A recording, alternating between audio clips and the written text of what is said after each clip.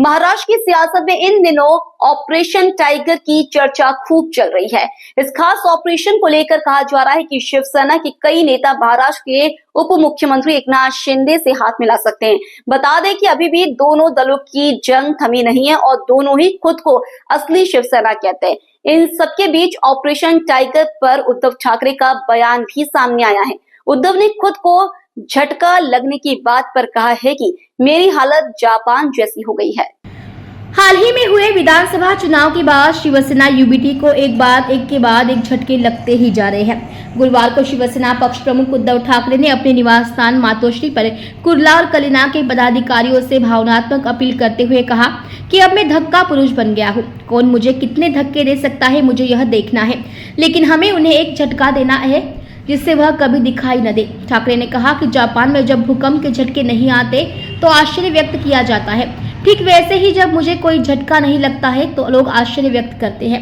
ठाकरे ने कहा कि अप्रैल या मई में मुंबई महानगर पालिका के चुनाव हो सकते हैं, इसलिए कार्यकर्ताओं को एकजुट होकर अभी से तैयारी में जुट जाना चाहिए। ठाकरे ने कार्यकर्ताओं को संबोधित करते हुए निशाना साधा, कहा कि वह हमारी जड़ों पर हमला करने पर तुले हुए हैं। शिवसेना और मराठी लोगों पर लकड़ी, डंडी और कुल्हाड़ी से नुकसान पहुंचाने का काम चल रहा है, इसलिए अब हमें एक साथ रहना होगा। कारण जपानमध्ये तुम्हाला ते पण असेल काय वेगळे पण आहे जपानमध्ये माहिती तुम्हाला असं म्हणतात की जपानमध्ये एखाद्या दिवशी लोकांचा धक्का बसला नाही तर लोक आश्चर्य व्यक्त करतात। तसं रोज उद्धव ठाकरेला धक्के मला आता धक्का खूप झाले असे किती कोण धक्के देतात ते बघूया। त्याला काय द्यायचं नाही धक्का ज्यावेळेला द्यायचं तेव्हा असं देऊ की पुन्हा हे दिसतात। एखादा निर्णय घेतल्यानंतर थोडीशी राजी नाराजी असते कोणालाही तसं आता घुसायला देऊ नका। सोमनाथजी तुमची त्या नव्याने ओळख करून द्यायची गरज नाही। एक शिवसेना प्रमुखांपासून तर शिवसैनिक जुन्या शिस्तीचा कदाचित थोडा करड्या शिस्तीचा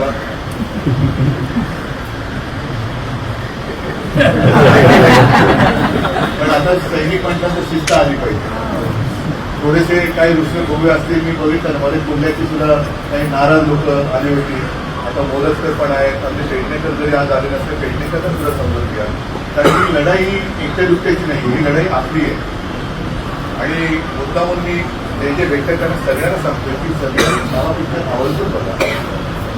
आता ते जे काही रिपोर्ट येतात ते लोक डोळे पुसत बाहेर पडतात, नाही डोळे पुसत नुसते बाहेर पडून आता डोळे उघडून पिकते बघा। बाकीच्या गोष्टी मला ज्या काही बोलायचं आहे आता परवापासून आपल्या मराठी भाषेने नाही किंवा जे काही बोलायचं ते बोलेल, पण आता ही लढाई केवळ आपली इच्छेची नाही आहे, तर आपल्या मुळावरती घाव घालणारे एक कसे सरसावले आणि आपल्याच लाकडाचा दांडा गुरुचं कुऱ्हाड त्याची कुऱ्हाड बनवून हे शिवसेनेच्या म्हणजे मराठी माणसांच्या मुळावरती घाव घालण्याचा प्रयत्न करतात। कारण जेव्हा आपण जर का एक नाही राहिलो किंवा त्याच्यातून दिसत करू असं बाकी मोठ्या भाषेत काही बोलत नाही। संघटनात्मक बांधणी करण्याच्यासाठी दिवस आहेत। येत्या काही दिवसामध्ये कोर्टाचं निकाल लागण्याची शक्यता आहे। मुंबई महापालिका 227 आणि त्याच्यानंतर निवडणुका कधी लागतील, मग आरक्षण कधी लागेल। शक्यता एप्रिल मे मध्ये निवडणूक लागण्याची दाट आहे। त्यानुसार आपल्याला जो काय वेळ मिळाला प्रत्येक शाखेमध्ये आपापली जबाबदारी घ्या। विनायकजीने जे काय सांगितलं मतदार नोंदणी जरा तपासा, सदस्य नोंदणी, आपले गटक प्रमुख या सगळ्या गोष्टी तुम्हाला सांगितल्या, पण एक चांगला कार्यकर्ता शिवसेना प्रमुखांचा विभाग म्हणून दिलेला आहे।